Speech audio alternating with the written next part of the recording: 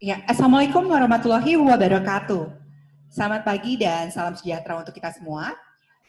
Bapak Ibu yang kami hormati, rekan-rekan media, selamat bergabung di acara virtual Temu Media Kementerian Energi dan Sumber Daya Mineral. Sebelumnya, perkenalkan, nama saya Mitra Eviani dari Pusat Penelitian dan Pengembangan Teknologi Minyak dan Gas Bumi Lemigas, berperan sebagai moderator pada pagi hari ini. Temu media kali ini bertema dimethyl ether sebagai substitusi LPG di Indonesia, dan sebagai narasumber di sini ada Bapak Dadan Kusdiana selaku Kepala Badan Litbang ESDM. Selamat pagi Pak, dan juga ditemani oleh Koordinator Kelompok Pelaksana Penelitian dan Pengembangan Teknologi Aplikasi. Di sini ada Bapak Maimuhar. Selamat pagi Pak. Dan selamat pagi juga Pak, secara online. Di sini ada Kepala Pusat Penelitian Teknologi Mineral dan Batubara, Bapak Hermansyah. Selamat pagi Pak dari Bandung. Pagi, Mbak Mitra. Ya, selamat pagi Pak. Dan langsung saja untuk pagi ini, kita akan mendengarkan paparan dari Kepala Badan Litbang ESDM yang akan memaparkan mengenai dimethyl ether sebagai substitusi LPG di Indonesia. Pada Bapak Dadan, kami persilakan Pak. Bismillahirrahmanirrahim. Assalamualaikum warahmatullahi wabarakatuh. Selamat pagi, salam sejahtera untuk kita semua. Terima kasih Mbak Mitra. Terima kasih dari teman-teman media yang sudah hadir pada kesempatan pagi ini. Kami dari Balitbang, saya perkenalkan dulu, Balitbang Energi dan Sumber Daya Mineral. Kantor pusatnya ada di Cipulir, di Jakarta Selatan. Kami ada 4 pusat. Puslitbang Tek Migas, dikenal dengan Lemigas. Kemudian Puslitbang Tek Minerba, dikenal dengan Tek Mira. Kemudian ada Puslitbang Tek Ketenagalistrikan dan EBTKE, ini kantornya di Gunung Sindur di Bogor, dikenal dengan P3Tek. Dan Puslitbang Geologi Kelautan dikenal dengan PPGL. Nah, kami tugasnya, salah satu tugas adalah menyusun kajian teknis yang nantinya menjadi sebagai bahan rekomendasi dari kebijakan di kementerian. Saya bertemu dengan media kira-kira 2 bulan yang lalu atau 3 bulan, waktu itu kami mengupdate kontribusi Balitbang ESDM terkait dengan upaya melawan COVID-19. Waktu itu saya sampaikan bahwa Balitbang atas nama Kementerian ESDM kami memproduksi hand sanitizer termasuk disinfektan, yang pada saat itu agak sulit, tiba-tiba kita perlu banyak dan Balitbang membuat sendiri, kemudian kita sampaikan ke pihak-pihak yang memerlukan. Kemudian kami juga mengembangkan yang disebut chambers atau bilik. Ini dipakai khususnya di rumah sakit, ya. Jadi dipakai untuk tenaga medis, jadi tidak dipakai untuk keperluan publik, tapi dipakai untuk tenaga medis yang memang risiko terpaparnya sangat tinggi. Terakhir adalah mengembangkan alat bantu nafas atau disebut dengan ventilator darurat. Sekarang sedang dipakai melalui uji klinis di beberapa rumah sakit, di RSPAD salah satunya, termasuk di Rumah Sakit Pertamina. Nah, dalam kaitan sekarang ini, saya atas nama Kementerian ESDM akan menyampaikan beberapa hal terkait dengan bagaimana upaya pemerintah untuk mengurangi ketergantungan dari penyediaan energi dari luar, khususnya LPG. Ya. Tapi tentunya Balitbang ESDM tidak hanya melakukan itu. Kami sekarang ada beberapa fokus kegiatan yang dalam jangka pendek nanti juga akan kami sampaikan ke media. Misalkan adalah bagaimana upaya Kementerian SDM untuk meningkatkan produksi migas melalui IOR. Dalam hal ini Kementerian SDM melalui Balitbang adalah melakukan kajian teknis dari penyediaan surfaktan yang kaitannya nanti untuk membantu proses IOR-nya. Kami juga melakukan kegiatan untuk peningkatan cadangan migas, dalam hal ini gas biogenik, ya. Juga minyak berat, termasuk migas non-konvensional. Nanti dalam beberapa waktu lagi ke depan, saya akan update tentang hasil dan progres untuk uji teknis B40 dan B50. Kebetulan di sini juga di Lemigas. Juga kajian-kajian teknis terkait dengan bagaimana melakukan substitusi penyediaan bahan bakar jenis bensin melalui introduksi yang disebut A20, campuran bensin, metanol, dan etanol. Beberapa hal yang lain yang kami lakukan adalah hilirisasi dan peningkatan nilai tambah dari mineral dan batu bara, termasuk dalam hal ini adalah logam tanah jarang. Ini yang sekarang sedang coba dilakukan akselerasi dari kegiatannya. Saya akan sampaikan screen di sini, jadi akan sharing screen supaya teman-teman media bisa lebih mudah mengikuti. Nanti juga akan di-sharekan filenya. Jadi kalau memerlukan informasi lebih lanjut bisa menghubungi Balitbank SDM atau melalui Biro Klik di Kementerian SDM. Jadi untuk pagi ini, Ibu Bapak semua, secara khusus adalah tentang dimethyl ether, gitu ya. Terus, saya akan mulai dari seberapa penting sebetulnya kita mengintroduksi dimethyl ether di kita. Jadi, sesuai dengan yang disampaikan bahwa dimethyl ether ini diarahkan nanti terutama untuk bagaimana kita mensubstitusi dengan LPG yang di awal dulu LPG dipergunakan untuk mensubstitusi minyak tanah. Jadi secara konversi ini sangat bagus berjalan, grafiknya terus meningkat dari sisi bahwa masyarakat yang mendapatkan penyediaan LPG terutama di rumah tangga dalam waktu yang sama, konsumsi LPG-nya juga semakin naik. Jadi kita lihat di sini di dalam data bahwa untuk tahun 2019 realisasi penyerapan subsidinya itu di atas 7 juta ton. Dan kalau kita lihat angkanya, 75% dari penggunaan LPG di dalam negeri itu berasal dari pembelian kita dari luar negeri atau kita kenal dengan impor. Jadi 95 atau 96% dari LPG yang kita impor, yang produksi di dalam negeri, itu dipakai untuk di rumah tangga. Nah, kalau kita tergantung impor, tentunya dari sisi ketahanan energi, dari sisi kemandirian energi ini akan tidak terlalu baik, ya. Sangat dipengaruhi oleh parameter-parameter yang terjadi di global.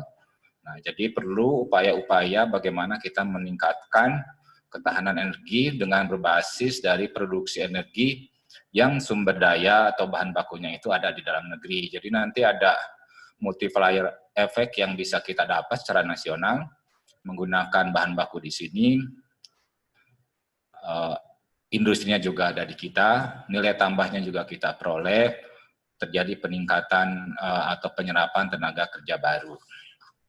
Nah, sebetulnya apa itu DME? Ini singkatannya DME ya, dimethyl ether disingkat dengan DME. Begitu juga LPG itu kan sebuah singkatan. Nah, sekarang kita lihat kenapa DME bisa menjadi salah satu potensi utama untuk menggantikan LPG. Yang pertama adalah DME memiliki sifat karakteristik, baik itu dari sifat kimia maupun fisikanya itu mirip dengan LPG. Nah, karena mirip, ini bisa dipakai sebagai bahan bakar yang sekarang menggunakan LPG. Jadi bisa dipakai untuk substitusi LPG, bisa menggunakan infrastruktur yang sekarang LPG pergunakan. Tabungnya bisa dipakai dengan menggunakan tabung LPG.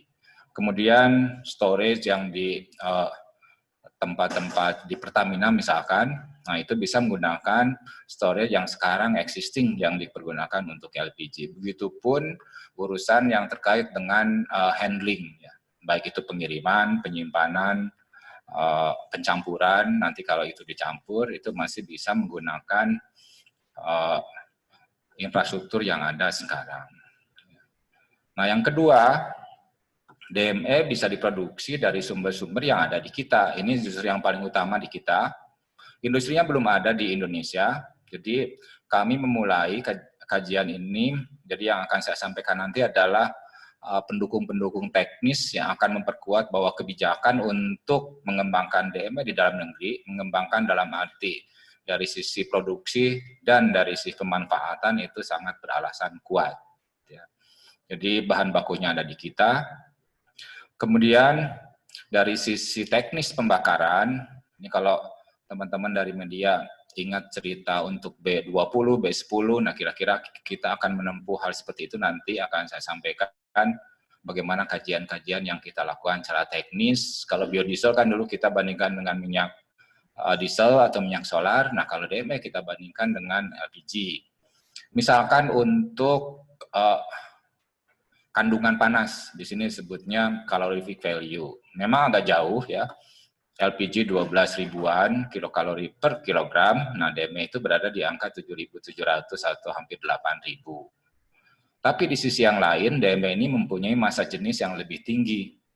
Sehingga kalau dalam perbandingan kalorinya itu antara DME dan LPG itu 1 berbanding 1,6, jadi kalau 1 kilogram DME itu perlu 1,6 kilogram dari sisi 1 kilogram LPG itu perlu 1,6 kilogram DME, ini dalam berat, tapi karena massa jenisnya lebih tinggi, maka 1 liter LPG itu kira-kira nanti kalau dalam volume itu 1,2 liter. Ya. Jadi kalau dari sisi berat dan dari sisi kalori itu perbandingannya 1,6, tapi kalau dari sisi volume ini perbandingannya 1,2. Nah, hal yang lain, kalau teman-teman lihat di dalam paparan, nomor 9, ini nomor 9 isu yang cukup penting buat kita, bagaimana kaitannya dengan lingkungan. Misalkan terkait dengan CO2, ini gas rumah kaca yang semua negara, termasuk kita juga berkomitmen untuk menurunkan gas rumah kaca. Nah, kalau kita, ini angkanya adalah di quote dari pemanfaatan LPG yang terjadi di negara lain di Cina, bahwa kalau LPG itu per tahun per rumah tangga itu mengemisikan 930 kg CO2. Nah, kalau nanti dengan DME, hitungannya itu akan berkurang menjadi 745. Jadi kira-kira berkurang hampir 20% ya di sini.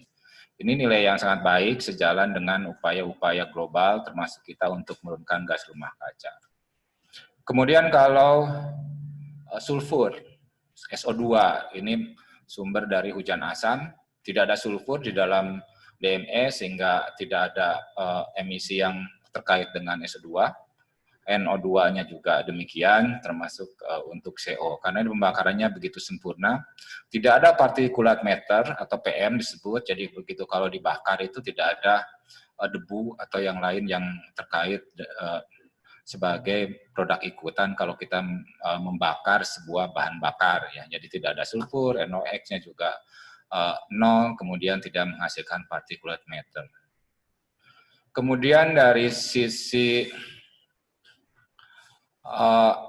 kalau misalkan ini kaitannya dengan lingkungan, dengan udara. DME ini mudah terurai di udara, ya, jadi tidak merusak ozon. Jadi kalau dari sisi pembakaran, DME ini akan memerlukan atau hanya memerlukan komposisi antara udara dan bahan bakar itu 9:1, sedangkan LPG itu 15:1. Jadi memerlukan udara yang lebih sedikit di situ. Tapi ini justru tantangannya karena sekarang kompor yang ada, kompor LPG yang ada itu didesain untuk LPG.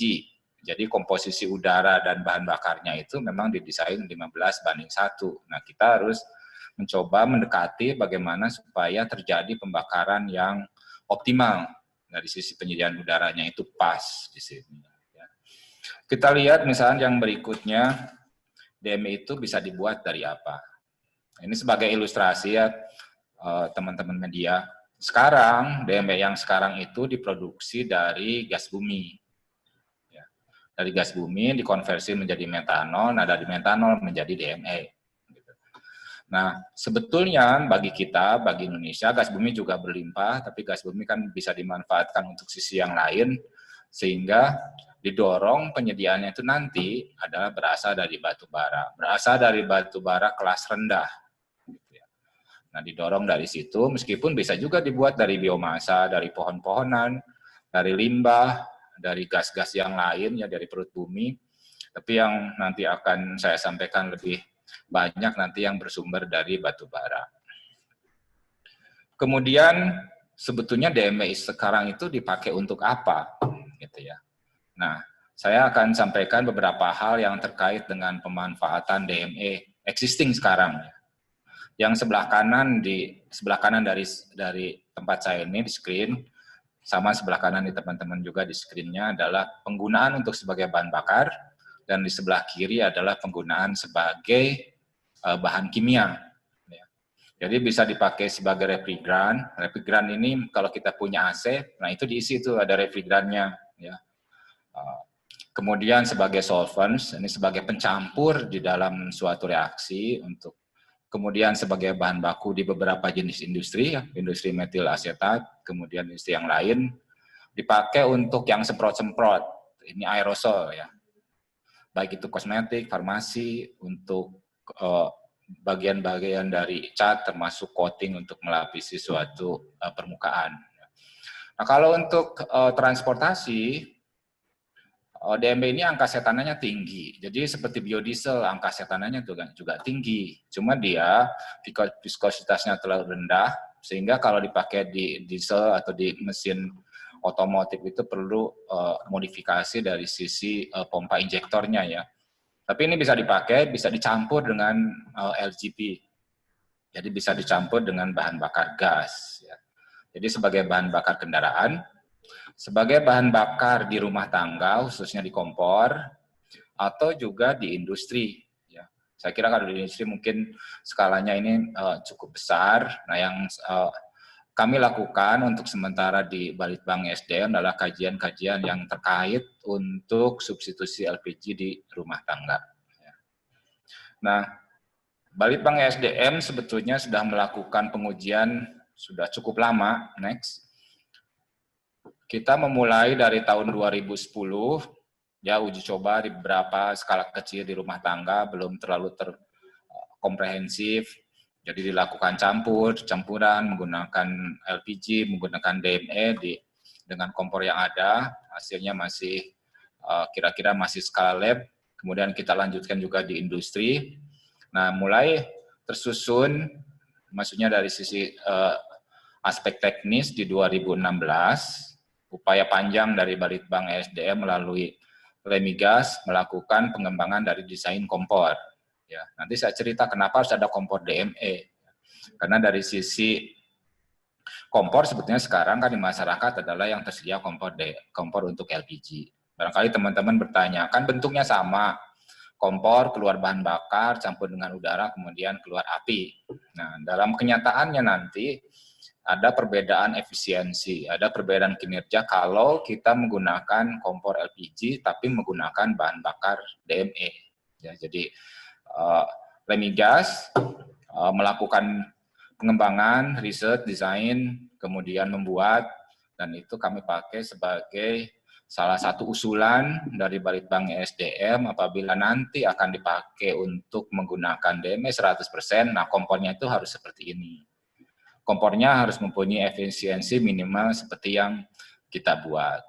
Kami melakukan kerjasama dengan berbagai macam pihak, terutama dengan BUMN, bagaimana melakukan kajian kelayakan pembangunan pabrik DME skala besar ya. Jadi ini skalanya skala kira-kira kalau kita mengkonversi 5 juta ton batu bara, menghasilkan sekitar 1,4 juta ton DME. Ini keekonomian seperti apa, teknisnya bagaimana, ini merupakan dasar nanti dari kebijakan pemerintah yang terkait dengan misalkan kalau perlu subsidi seberapa besar, kalau perlu insentif seperti apa, memberikan manfaat seperti apa secara nasional, jadi dilakukan yang disebut dengan analisa biaya dan manfaat. Nah, ini sudah dilakukan sampai awal tahun ini, ya. Jadi kita sekarang sebetulnya sedang siap-siap untuk bagaimana menerapkan DME ini di masyarakat. Kami sedang menyusun sebuah rencana kajian yang lebih luas untuk uji terap di wilayah Jakarta. Nah, saya akan sampaikan satu persatu di sini untuk kaitannya hasil kajian-kajian yang dilakukan oleh Balitbank SDM. Next. Pertama, ini dipakai untuk genset. Gensetnya ini sebetulnya genset bensin, didesain untuk LPG ya. Jadi mesinnya sebetulnya bisa dipakai untuk LPG, tapi di saat yang sama sebetulnya dimodifikasi bisa juga untuk bensin. Nah, ini dilakukan menggunakan DME. Memang belum ada tabung DME, jadi itu teman-teman bahwa meskipun itu tabungnya itu tabung LPG ya warna biru, itu sebetulnya isinya itu bukan LPG, isinya adalah dimethyl ether. Ya, jadi bukan LPG, bisa hidup, hasilnya bisa dilihat yang sebelah kanan, relatif mirip, kita uji pakai genset, uji pakai bahan bakar, uji pakai kendaraan. Jadi ini uji kendaraan juga perlu tabung khusus di situ, karena dicampur dengan LPG, disebut dengan bahan bakar LGV, jadi campuran, DME-nya ada yang 15%, ada yang 20%, kemudian kita bandingkan dengan bensin. Ya. Sama dengan kita menggunakan B20, B10, atau sekarang kajian B40, nah kita bandingkan dengan bahan bakar asal. Ya. Jadi terjadi peningkatan daya rata-rata, peningkatan torsi, penurunan kadar emisi CO2, ya, angkanya 40%, CO-nya juga turun, emisi hidrokarbonnya juga turun, jadi secara umum semua dari sisi lingkungan, karena pembakarannya lebih baik, pembakarannya lebih sempurna, sehingga aspek kelingkungannya menjadi lebih baik. Dari sisi daya, energi, konsumsi spesifik untuk per kilo misalkan, ini tergantung dari seberapa besar campuran antara DME di dalam bensinnya. Gitu ya. Nah, kami juga melakukan kajian dari sisi penyimpanan, ya teman-teman. Kan ini dicampur antara LPG dengan DME. Ini dua-duanya itu cair ya. Meskipun nanti begitu dikeluarkan, dirilis, itu menjadi gas. Nah, kita udah uji selama 10 minggu. Ini jadi diuji dalam tabung, tabungnya bisa dilihat, tabungnya tabung kaca, dikasih tekanan, di dalamnya cair. Nah, ini terbukti bahwa selama 10 minggu itu campuran itu tidak pisah, menandakan bahwa terjadi homogenitas dari sisi campuran, sehingga ini bisa secara teknis bisa didorong terus untuk pencampuran dan pemanfaatannya. Nah, yang kaitannya dengan rumah tangga, ini salah satu gambar di awal tahun ini, awal tahun 2020 di wilayah Sumatera Selatan. Ini menggunakan gas DME. Kompornya kompor khusus DME. Ya, jadi ini kompor yang didesain oleh Lemigas, oleh Balitbang ESDM. Jadi kompor ini tidak bisa dipakai untuk LPG. Nyala sih bisa nyala, tapi tidak akan optimal, tidak akan efisien, kinerjanya jelek. Nah, ini dipakai khusus untuk kompor DME. Jadi kita lakukan namanya uji terap di wilayah Jakarta itu tahun 2017. Untuk Jakarta dilakukan dicampur, jadi DME-nya 20%, ada yang 50%, terus kita tanya-tanya ke masyarakat, ke pengguna, seperti apa sih kalau pakai itu, masaknya lebih enak atau masaknya lebih lama, lebih susah. Nah, kita tanyakan, ada kuesioner tiap hari. Saya kebetulan ikut untuk yang Sumatera Selatan awal tahun ini khusus, jadi kita punya data yang ada yang menggunakan DME 100%, memakai kompor DME, ada yang DME-nya 20 atau 50 menggunakan kompor LPG. Nah, ini dipelajari. Secara umum, ya, jadi hasil secara umum adalah, kalau dari sisi menyalakan kompor, ini sama mudahnya. Jadi, pakai LPG kan teman-teman sudah tahu, diklik nyala. Nah, ini juga sama seperti itu. Ya, jadi nyala, apinya juga normal, biru, gitu ya. Nanti saya tunjukkan fotonya. Kemudian memang waktu memasaknya lebih lama. Ya, seberapa lama sih sebetulnya? Ya, kalau kami menghitung, ditanya dari masyarakat, itu kira-kira 1,2 kali lebih lama. Bayangannya kira-kira begini, seberapa lama? Kalau kita memasak misalkan sayur 30 menit, nah kalau pakai kompor bahan bakar DME, itu akan lamanya itu menjadi dari 30 menit menjadi 35 menit. Gitu. Saya pikir sih kalau angkanya segitu kan masih oke ya. Jadi kalau 30 menit menjadi 1 jam, itu kan kita terlalu lama nahan laparnya. Ya, jadi ini kira-kira lamanya seperti itu. Nah, saya akan tunjukkan foto-foto bentuk api. Karena ini yang paling penting kalau dari sisi bahan bakar ya. Bentuk apinya ini yang harus harus apa ya? Harus benar, harus baik, harus sesuai dengan teori supaya ini efisiensinya baik. Yang paling kiri atas itu adalah foto dari LPG menggunakan kompor LPG. Ya, jadi untuk dua barisan, yang baris pertama, baris kedua, itu menggunakan kompor LPG. Nah, apinya itu kan bisa dilihat ya. Api itu yang paling penting ya. Yang pertama warna. Yang kedua adalah kestabilan. Jadi stabil, tidak turun naik. Yang ketiga adalah tidak ada api yang balik ke bawah. Gitu ya. Yang keempat, tidak ada api juga yang ke atas. Jadi kalau biru itu yang di tengah-tengah, dia tidak boleh birunya itu sampai ke atas. Nah, kita lihat di sini di foto, kalau dilihat sampai campuran 20%, ini kan hampir tidak terlihat ada bedanya, atau sampai campuran 25% ya. Ini hampir sama dengan kompor LPG yang sekarang sudah terbukti di masyarakat bahwa penggunaan LPG itu sudah nyaman. Nah, tentunya pemerintah, kita semua, kalau kita ingin menyampaikan sesuatu yang baru, jangan sampai kita mengurangi kenyamanan yang sudah ada. Nah, kita buktikan bahwa dari jenis api, ini tidak ada perubahan di situ.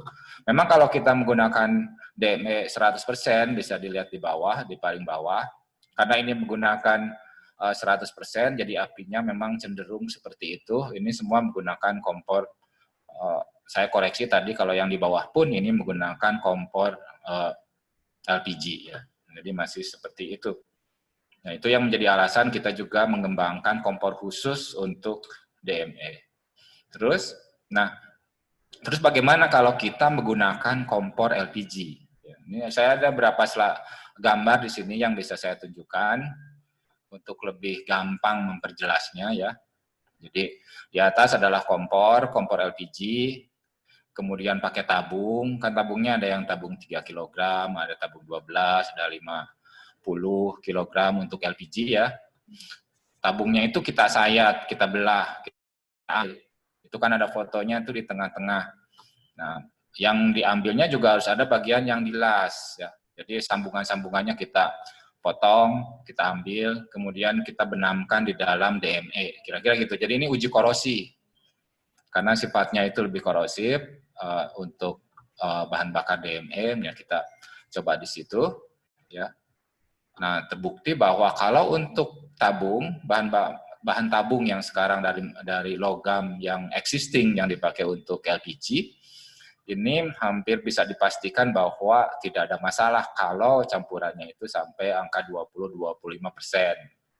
Begitu juga kita bongkar regulator, kita ambil di dalamnya adalah valve, di situ kan ada seal, ada macam-macam ya, yang terbuat dari, ada yang dari plastik, ada yang dari karet, bukan dari logam.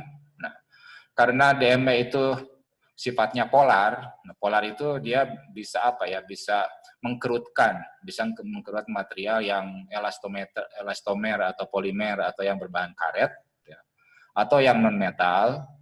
Nah, kita pelajari, kalau memang DME-nya 100%, ini semua harus diganti. Sama kalau kita menggunakan biodiesel, selang-selang itu juga harus diganti. Tapi kalau dicampur sampai 20%, kami uji sesuai dengan standar pengujian yang terjadi di LPG, di kompor LPG, nah ini semuanya lulus ya. Jadi selangnya tidak perlu diganti, katup yang ada di dalam tabung LPG pun bisa kita pergunakan kalau campurannya itu maksimum 20%. Dan 20% itu kalau secara volume nasional kan besar. Sekarang kita kan 7, sekian, hampir 8 juta. Jadi kalau 20 itu juga ekuivalen dengan sekitar hampir 2 juta metrik ton untuk LPG. Ini jumlah yang sangat besar kalau kita hanya mencampur 20%. Padahal di sisi yang lain juga bisa kita ganti semuanya 100%, tapi kan harus ganti juga kompornya. Nah, ini suatu opsi yang sekarang sedang dikaji di Kementerian ESDM. Nah, terus bagaimana dari sisi konsumsi bahan bakar? Kan ini juga salah satu hal yang penting ya. Kalau pertama tadi yang barusan kita lihat adalah pengaruhnya terhadap bahan-bahan non metal. Sekarang saya ingin tunjukkan hasil dari pengujian dari sisi konsumsi bahan bakarnya. Kompor di bawah itu adalah kompor DME, bentuknya masih satu sarangan ya. Jadi hanya untuk satu tempat masak, gampang kalau buat 2, buat 4 juga tidak sulit ya. Untuk keperluan pengujian kami membuat yang satu. Ini diuji menggunakan SNI yang biasanya dipakai untuk kompor gas bahan bakar LPG satu tungku ya. Jadi ada standarnya, ada cara pengujian yang pasti. Jadi kalau kompor LPG di mana-mana yang menempelkan logo SNI pasti diujinya dengan ini. Nah, untuk kompor DME pun karena standar pengujiannya menurut saya tidak berubah di situ. Nah, kita uji. Ukuran pancinya macam-macam, ada yang 220 mm, ada yang 240, ada yang 260 ya. Tentunya makin lebar itu akan makin efisien karena panasnya akan lebih banyak terserap di bawah tungku. Nah, kita bandingkan ini. Jadi ini mengikuti standar ya teman-teman semua. Misalkan, kalau untuk ukuran panci yang 220, ya, sebetulnya ukuran panci tidak terlalu penting sih, tapi ini untuk memastikan bahwa nanti kita punya hasil yang lengkap. Gitu. Nah, jadi ngujinya itu pakai panci, diisi air, airnya dipastikan temperaturnya 20 derajat Celcius, kemudian dipanaskan sampai temperaturnya 90 derajat. Nah, dari situ kita hitung berapa lama, berapa banyak bahan bakar yang diperlukan. Ya, jadi cara mengujinya seperti yang di sebelah kanan tuh saya tunjukkan. Jadi ada berbagai macam alat ukur di situ terutama untuk mengukur waktu, temperatur, dan berapa banyak bahan bakar yang dipergunakan. Memang LPG lebih sedikit mengkonsumsi bahan bakarnya dibandingkan dengan DME. Jadi kalau untuk yang ukuran panci 220 diperlukan 43,46 gram ya, LPG. Tapi kalau menggunakan DME, ini DME-nya 100%, menggunakan kompor DME, hasilnya itu konsumsi bahan bakarnya adalah 55,79. Lebih banyak. Pasti akan lebih banyak.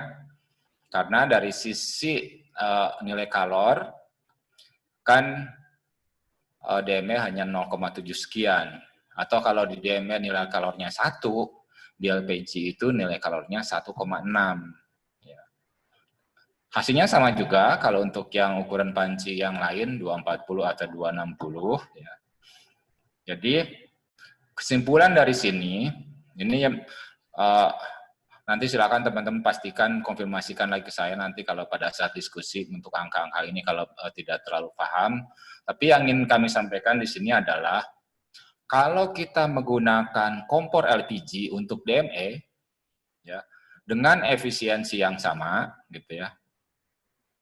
Atau kalau kita menggunakan bahan bakar yang nilai kalorinya itu sama dengan DME, gitu ya, tapi sifatnya seperti dengan LPG, yang komposisinya nanti 1,6 kalinya LPG diperlukan. Nah, kalau secara teori ini seharusnya kalau LPG-nya memerlukan bahan bakar 43,46, itu DME itu seharusnya mengkonsumsinya hampir 69 gram. Padahal sekarang kita menemukan hanya 56. Sama juga untuk yang kedua. Kalau 53 gram seharusnya, sebetulnya kalau menggunakan teori yang LPG untuk calorific value-nya, itu diperlukan 84 gram. Nah, kenapa bisa terjadi demikian? Nah, ini karena jenis bahan bakar ini ada oksigen, kemudian menggunakan kompor khusus yang bisa meningkatkan efisiensi dari pembakarannya, bisa dipastikan bahwa apinya selalu biru, stabil gitu ya. Nah, terjadi peningkatan efisiensi sehingga yang seharusnya 1,6 kali lebih banyak dari sisi berat bahan bakar yang diperlukan untuk menghasilkan atau memasak yang sama dengan LPG, ini kita bisa lebih sedikit ya. Dari 1,6 itu menjadi 1, berapa di situ kalau dihitung itu angkanya sekitar 1,3.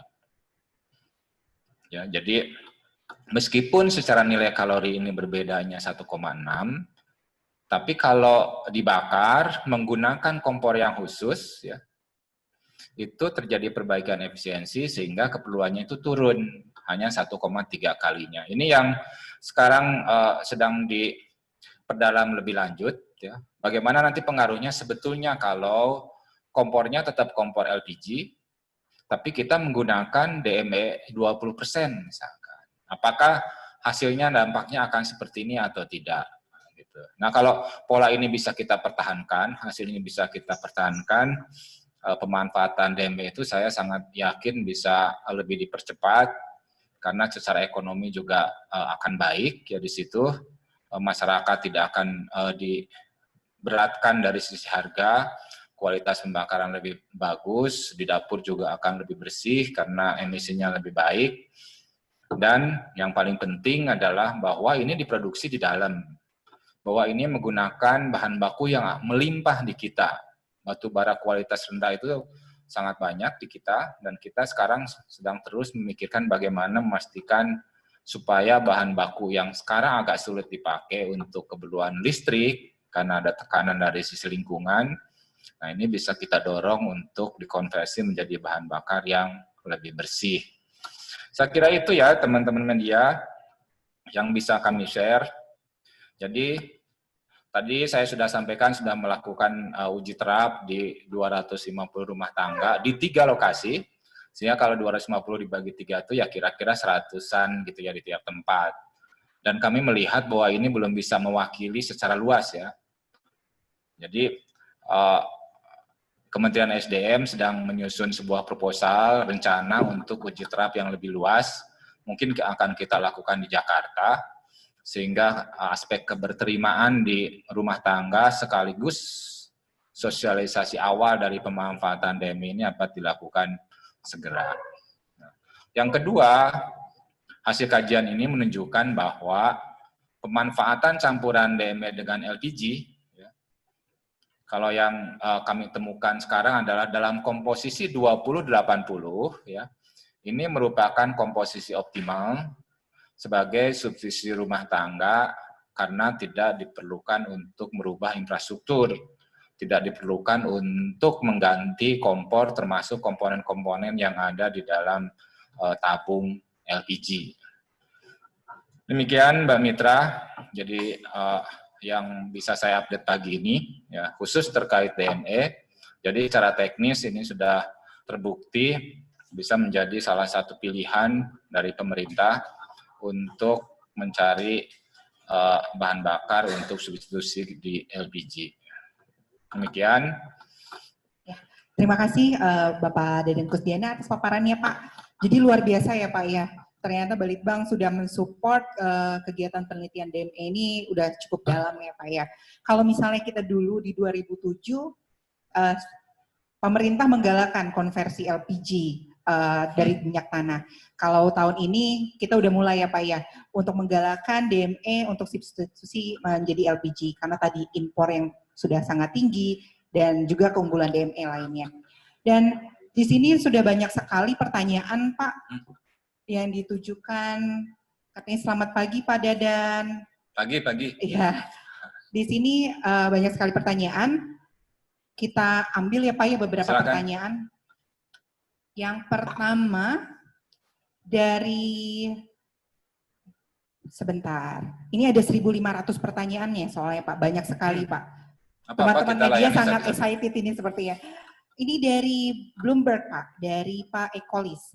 Rata-rata di sini menanyakan tentang keekonomian LPG menjadi DME Pak. Karena kan mungkin kalau masyarakat ujung-ujungnya keekonomian ya Pak ya. Kalau misalnya kita diganti nanti jauh lebih murah atau tidak, atau seperti apa nanti keekonomiannya.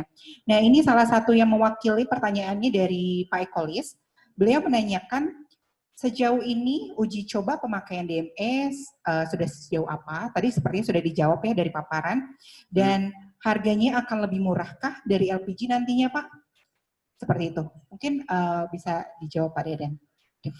Iya, terima kasih Mbak Mitra, terima kasih Mbak Eko. Pasti menurut saya sih isu yang utama adalah isu keekonomian. Ya.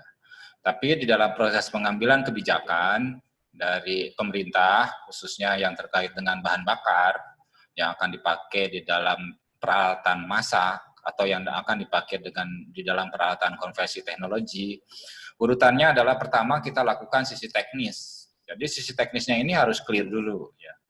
Kan kita juga agak sulit kalau kita langsung ke skala keekonomian, tapi tekniknya belum terbukti. Nah, yang saya tunjukkan tadi adalah bahwa secara teknis kita sudah bisa memastikan bahwa kalau DME dicampur 20% dengan 80% LPG, ini adalah bisa menggunakan kompor LPG atau kompor yang existing. Memang secara efisiensi ini masih kita pelajari lebih lanjut, karena yang tadi saya sampaikan komposisi perbandingan 1,6 menjadi 1,3 kali itu adalah kalau menggunakan kompor DME. Nah, dari sisi keekonomian, dua hal yang tidak bisa kita pastikan. Dua hal. Jadi, yang pertama adalah harga LPG. Kan nanti kita banding-bandingkannya dengan harga LPG ya. Yang kedua nanti adalah dari sisi harga bahan baku termasuk harga DME secara internasional.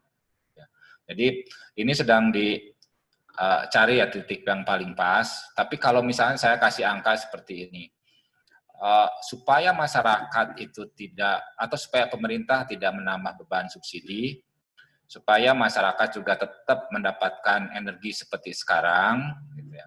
Nah kira-kira angka yang sekarang dengan harga LPG kalau di dalam ton itu sekitar 586 US dollar per ton, nah ini menjadi kira-kira titik impas ya. Titik impas persisnya sih 563 ya. Di angka 563 dengan harga kajian yang sudah dilakukan oleh Pertamina dan PTBA di harga batubara yang menggunakan batubara kualitas rendah yang dimiliki oleh PTBA, nah itu akan impas sesuai dengan harga LPG yang sekarang. Syaratnya adalah menggunakan kompor DME karena kita sudah memasukkan unsur peningkatan efisiensi. Ya, jadi kira-kira itu yang bisa dijawab dari kaitan keekonomian. Dari sisi harga juga sama sebetulnya. Harga sama keekonomian kan mirip-mirip ya. Jadi harganya pasti harus lebih murah dalam satuan kilogram dibandingkan dengan LPG. Karena kandungan energinya kan lebih murah, lebih sedikit. Ya. Jadi itu yang sekarang sedang disusun. Terus ini apa saya baca satu-satu atau gimana Mbak Mitra? Ya, kita lanjut ke pertanyaan selanjutnya ya Pak ya. Ini yang banyak juga mengenai stok Pak, stok batu bara katanya Pak. Ini bagaimana? Ini banyak yang bertanya seperti Ibu Intan dari Republika. Beliau menanyakan Pak. Bagaimana ada dari Republika Intan, kemudian ada Ibu Dela dari Magabai Indonesia, Pak. Beliau menanyakan sebentar, ini banyak sekali ya Pak ya. Saya kalau Pak Dadan yang baca nanti tambah banyak Pak pertanyaannya Pak. Iya, silahkan. Bagaimana kalau batu bara dibandingkan dengan biomasa lainnya Pak? Mengingat menambang batu bara kalori rendah juga akan menaikkan gas rumah kaca. Seperti itu. Ya, paling ideal memang kita kembangkannya dari energi terbarukan. Tapi kan bukan tapi sih sebetulnya. Kita perlu lahan baru, kita perlu menanam. Nah, di saat yang sama kita punya batu bara yang sekarang itu pemanfaatannya itu belum jelas ya. Mau dijual kemana karena kalorinya terlalu rendah. Gitu. Karena kualitasnya juga terlalu rendah. Kalau dipakai di pembangkit misalnya di PLN, ini tidak masuk speknya. Dan kita punya banyak yang seperti ini, di atas 20 miliar ton. Nah, sebagai ilustrasi ke teman-teman, kalau kita ingin mengganti 1 juta ton LPG, kita perlu kira-kira 1,5 juta ton untuk DME. Terus berapa perlunya batu bara? Batu baranya itu kira-kira kita perlu di angka 6 juta ton. Ya. Jadi 6 juta ton batu bara selama setahun diperlukan untuk mengganti sekitar 1 juta ton LPG. Tadi saya sampaikan kita punya 20 miliar ton ya dari sisi cadangan atau sumber daya. Jadi secara jumlah untuk bahan baku melimpah cukup tersebar di wilayah baik itu di Sumatera maupun Kalimantan. Ya. Nah kalau dibandingkan dengan biomasa memang secara lingkungan ini akan jauh lebih baik dari sisi itu ya, dari sisi emisi, karena ini kan karbon netral kalau biomasa. Gitu. Tapi untuk mendapatkan 5 juta ton biomasa, ini kan kira-kira nanti silakan teman-teman bisa hitung, kalau 1 hektar itu, kalau biomasa dalam setahun kira-kira produksinya itu 13 ton. Ya.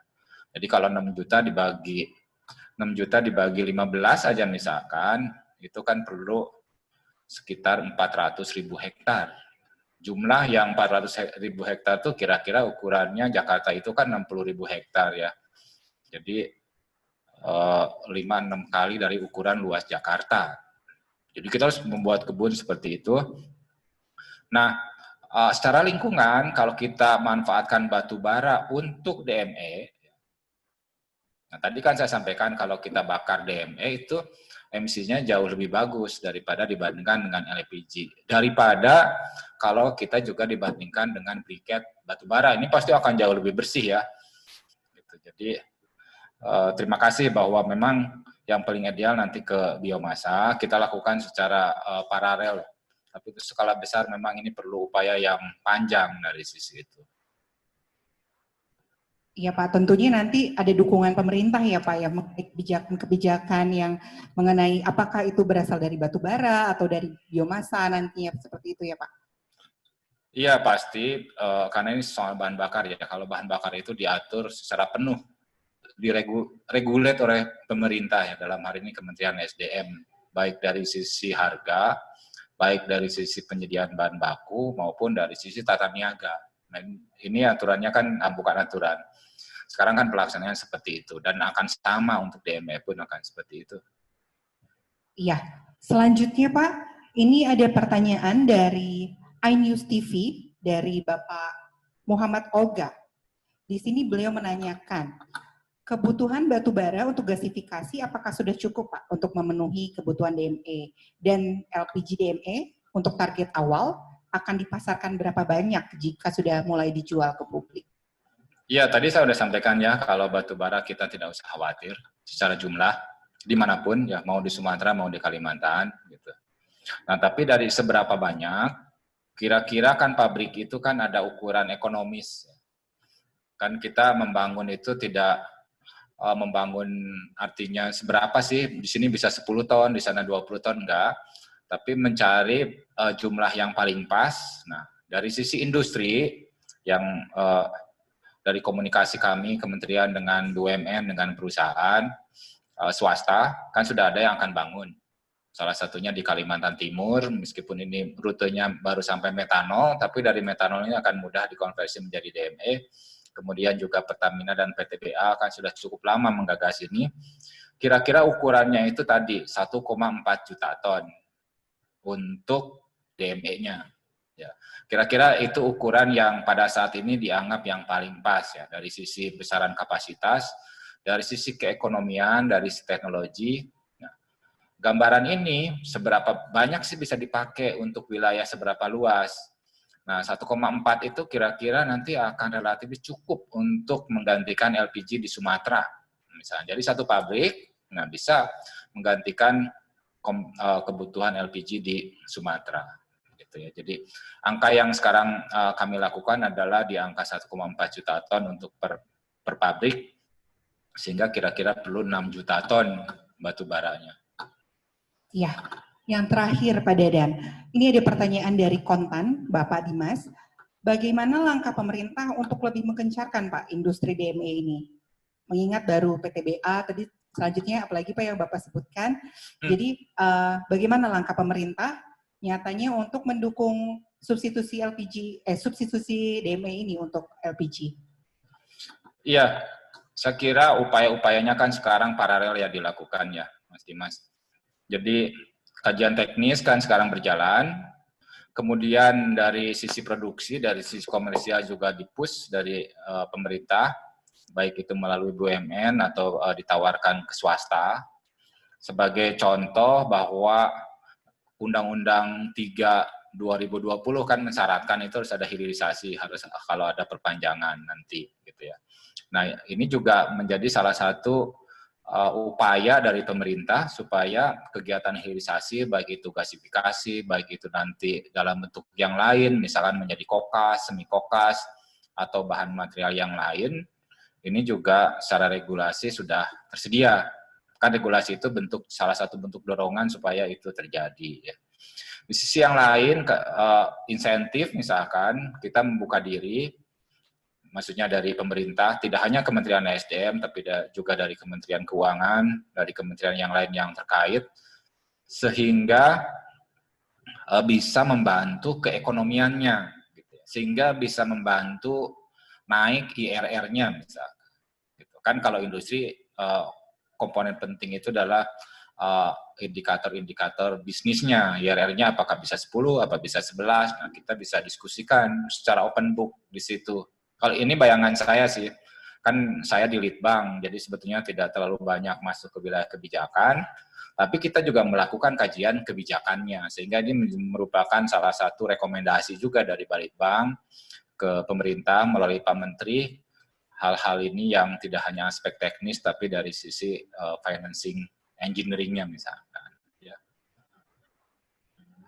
Saya sih lagi baca sekarang Pak Mitra dari pertanyaan, kalau saya nggak tahu sampai jam berapa sih, tapi saya insya Allah masih kuat untuk beberapa menit ke depan. Mungkin kita akan buka ya Pak ya, kita akan buka layar ya untuk satu atau dua orang wartawan yang langsung ingin bertanya kepada Bapak Dadan. Silakan. Ya. Biar kelihatan. Biar interaksinya dapat ya Pak ya. Silakan pada host untuk membuka ya. Mohon untuk disebutkan nama dan asal medianya dari mana.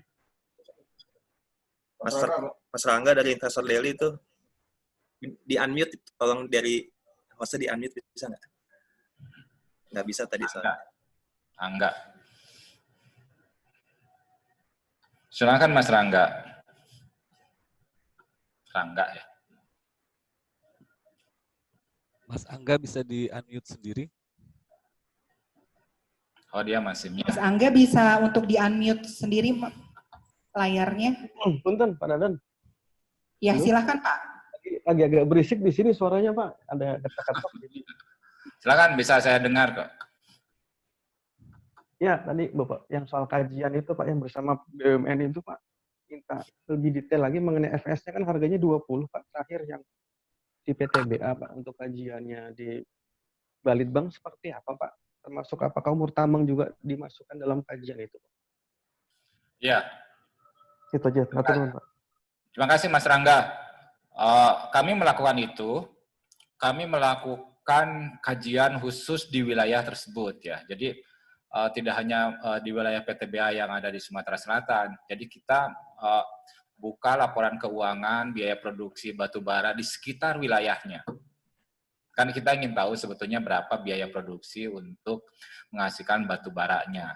Gitu. Jadi kan angka awalnya kan diusulkannya berapa ya? Mungkin Mas Rangga juga tahu 27, kemudian sekarang angkanya berkisar di 20 dan 21, di 20-an. Nah itu angka yang tentunya nanti akan diikuti dengan dampak yang lain, baik dari perbaikan keekonomian maupun ada perubahan dari sisi pendapatan pemerintah. Tapi yang kami pastikan dari hasil mencoba mengkaji dari biaya produksi batubara di sekitar situ, angka 20 ini merupakan angka yang secara teknis bisa dilakukan. Ya, jadi kami meyakini bahwa angka 20 merupakan pendekatan yang baik dari dua-duanya supaya tujuannya tercapai, baik dari sisi produksi batubara tidak rugi untuk produksi, kemudian masyarakat atau melalui produsen dari DMB-nya ini keekonomianya bisa lebih baik. Gitu Mas Rangga. Berarti artinya nanti akan ada harga khusus gasifikasi, Pak. Harga batubara khusus gasifikasi begitu usulannya. Ini kan proyek yang nanti karena proyeknya skalanya skala strategis pemerintah, tentunya treatment-treatment khusus dari situ akan diberlakukan. Misalkan kalau 20 itu kan kita bisa dekati dengan misalkan ya, menurunkan penerimaan royalti dari pemerintah. Untuk bagiannya pemerintah kita turunkan. Seperti halnya kan terjadi untuk gas ya. Untuk gas juga akan pendekatannya seperti itu. Intinya adalah bagaimana secara keekonomian di dua-duanya, di dua sisi ini tetap kita bisa jaga. Ya, sudah cukup ya Pak ya. Mungkin Pak Dadan itu aja. Mangga, iya. Satu lagi Pak Dadan berkenan? Silakan, 1-2 boleh. Iya, ini ada dari Pak Apo, dari Kompas Pak. Ini beliau ingin bertanya langsung sama Pak Dadan nih. Silakan Pak Apo ya, dari Kompas. Silakan. Halo Pak, bisa mendengar Pak? Dia masih mute. Masih di mute ya layarnya ya? Dari hostnya boleh dikasih akses. Oke, lagi dikasih akses. Ask to unmute. Ya, sudah tinggal di unmute sama Pak Aponya. Iya, boleh di unmute Pak Aponya.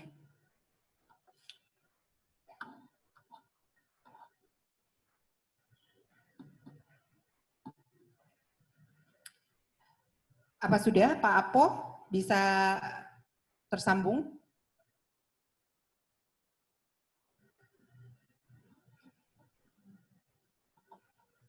Atau pindah aja ke Mas Dimas dari Kontan gitu. Oh ya, boleh Mas Dimas dari Kontan. Selanjutnya jika Pak Apo tidak bisa masuk, kontak Pak Dimas. Sudah diberikan akses ya, Mas? Silakan, Ya? Mas Dimas.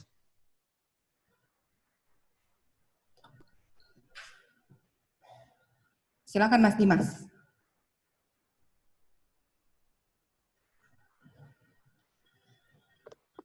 Oh, sepertinya ini agak kesulitan ya Pak ya untuk masuk suaranya ya. Atau kita alihkan lagi nih Pak, sudah bisa? Silakan Mas Dimas.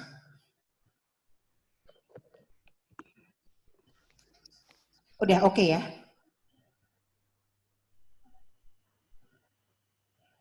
Wah ini kayaknya masalah teknis nih Pak, masalah suara ya masih belum bisa connect ya. Mungkin belum bisa masuk ke Zoom. Oke, ini bagaimana host?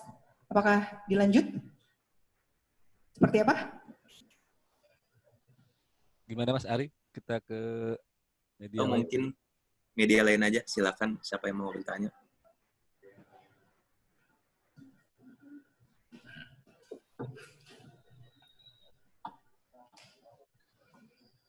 Belum ada yang bisa masuk ya berarti? Ini karena Bapak Ibunya pengen bertanya langsung. Apa kita bacakan lagi dari chat? Seperti apa? Tunggu bacain aja dulu. Ya, kita bacain lagi ya dari chat. Punya apa panjang tadi bagus. Punya apa? Itu udah. Sebentar ya Pak, mohon maaf. Ini teknis suaranya mungkin ya bisa masuk ya. Dari Coba lihat yang dari tadi, yang Mas Yang mana? Apo itu, yang Kompas. Katanya kata Mas Ari itu udah ada tulisannya. Ke atas. Iya. Ini kan bisa tolong dibantu operator untuk pertanyaannya di layar saya nggak muncul. Saya bacakan Pak Dadan, nggak apa-apa? Silakan. Ya, Silahkan ini Pak. yang dari Kompas, Pak Dadan. Selamat pagi Pak Dadan. Ada 2 pertanyaan. Pagi. Yang pertama, bagaimana keekonomian pengembangan gasifikasi batubara menjadi DME dikaitkan dengan harga batubara yang saat ini di level $50 per ton dan pernah di atas $100 per ton. Kemudian yang kedua, seberapa besar investasi gasifikasi batubara menjadi DME? Iya, kan harga yang diumumkan oleh atau yang sering kita dengar ya di media harganya sekarang 60, harganya 70 atau even 100 itu adalah harga batu bara kualitas tinggi ya. Jadi itu adalah harga batu bara yang paling tinggi.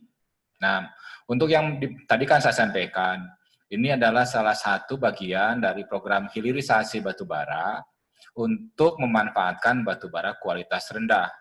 Sehingga kalau batu baranya harganya 50 untuk tinggi, yang rendah itu angkanya kira-kira mungkin separohnya dari situ. Ya. Nanti dengan kombinasi insentif dengan yang tadi saya sampaikan, misalkan pengurangan royalti dari pemerintah, meskipun ini nanti harus kita konsultasikan dengan Kementerian Keuangan, ya, ditambah dengan insentif-insentif yang lain, sehingga kita bisa mendapatkan batu bara yang kira-kira harganya masuk untuk konversi ini. Kalau perhitungan dari PTBA dan Pertamina, dan kita juga ikut dalam tersebut, itu berada di angka 20-an. Ya, jadi kalau kita punya batu bara yang harga komersialnya itu di angka 20-an, karena kualitasnya adalah kualitas rendah, nah ini menjadi layak ya dari sisi itu. Kemudian seberapa besar investasinya? Nah, tergantung ini kan kapasitas. Tapi yang kita dengarkan angkanya di angka 3 miliar dolar ya. Untuk yang 1,4 juta itu. Atau yang terakhir sekarang yang di Kalimantan, itu kan investasinya 2 miliar dolar. Ya. Jadi sekitar 30 triliunan ya untuk satu fasilitas ini. Tapi nanti dari mana uang segala macam, saya kira ini kan eksekusi dari korporasi untuk hal tersebut. Nah, pemerintah melihat dari sisi investasinya harus tetap berjalan, kemudian masyarakat nanti selaku pemanfaat juga bisa terlindungi dengan kualitas yang tetap, harga yang tidak memberatkan. Dan kajiannya sekarang mengarah ke situ, mengarah ke sesuatu bahwa ini menjadi suatu opsi yang menarik. Ya.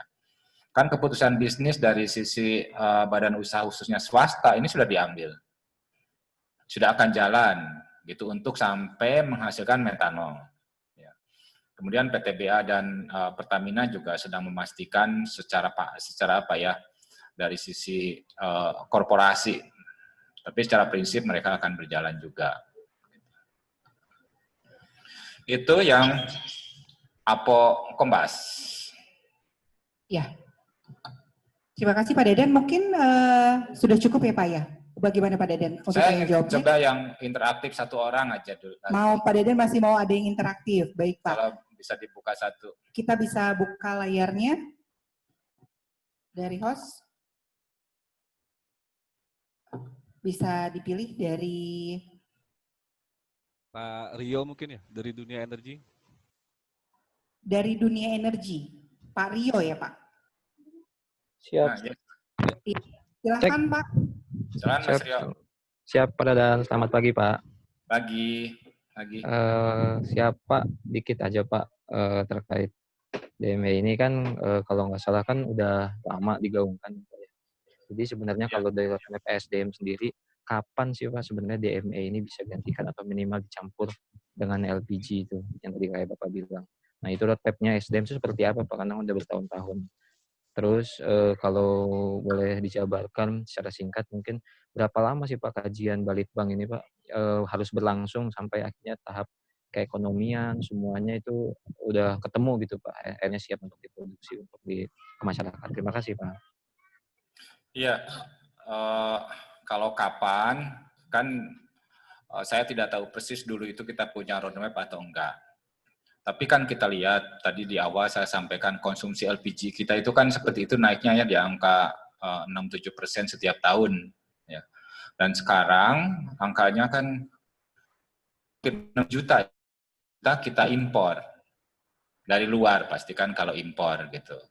Nah ini menjadi sebuah tekanan ke pemerintah, ke keekonomian. Kita kan sering tuh dulu CAD-nya kita dikritik bahwa di sektor SDM menjadi salah satu penyebab di situ. Sehingga aspek urgensinya ini sekarang menjadi semakin kuat di situ. Menjelaskan roadmap-nya seperti apa, karena saya nggak tahu roadmap-nya itu seperti apa.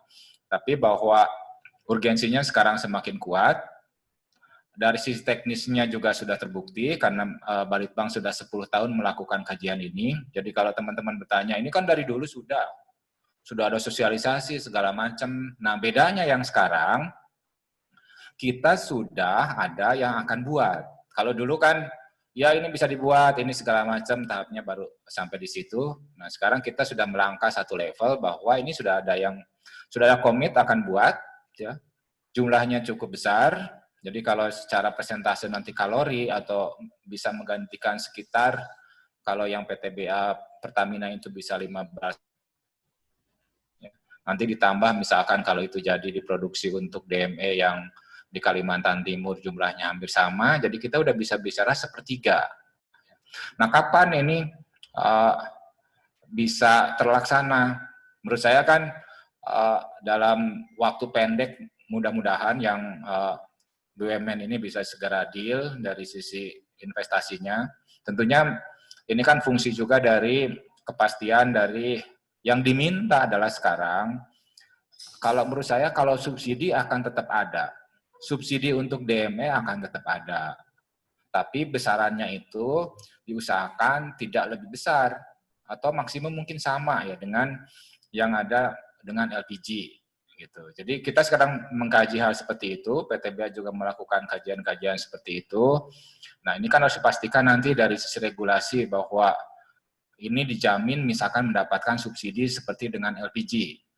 Nah, seberapa panjang? Kalau dari sisi keteknikan sebetulnya Balitbank mungkin sudah di ujung ya. Kan kita hanya memastikan dari sisi keteknikan di tingkat rumah tangga. Kalau untuk kajian di hulunya, itu sudah dilakukan oleh konsultan-konsultan besar di global yang membantu Pertamina dan PTBA. Jadi kalau dari sisi Balitbank kita udah hampir selesai dari sisi itu.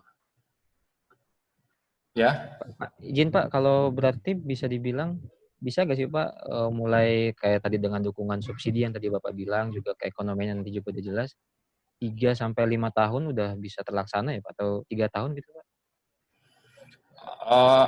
Kalau dalam bayangan kami ya, misalkan tahun ini kejadian dari sisi kebijakannya, inisiatif dan segala macamnya bisa keluar, pasti gitu ya. Kemudian tahun depan mulai EPC dan segala macamnya. Kalau dari sisi teknis yang kita lihat itu 3 tahun, ya 3-4 tahunan. Mas Rio. 4 tahun lah Pak ya, maksimal ya Pak ya dari tahun ini ya Pak ya. Ya kira-kira demikian ya. Kan ini pabriknya skalanya cukup besar ya, 1,4 juta ton. Oke, siap Pak Dadan. Terima kasih Pak. Ya, terima kasih Pak Rio dari Dunia Energi ya. Mungkin interaksi tadi menjadi penutup pertanyaan kita untuk hari ini ya Pak ya, untuk press release kesempatan kali ini. Mungkin dengan berakhirnya sesi tanya jawab tadi, berakhir juga acara temu media kita pada pagi hari ini dengan judul Dimetri Ether sebagai substitusi LPG di Indonesia. Dan kami dari Kementerian SDM mohon maaf apabila terdapat salah-salah kata, dan perlu kami informasikan Bapak Ibu dapat mengakses press release di kolom komentar. Jadi nanti kami akan men-share file di kolom chat. Dan selanjutnya kami mohon undur diri. Wassalamualaikum warahmatullahi wabarakatuh. Waalaikumsalam. Terima kasih. Waalaikumsalam. Terima kasih. Ya, yang chatnya dari sana, siapa tahu ada yang belum dijawab. Nanti biar dijawab lewat Rockly. Kan banyak kelihatannya ya.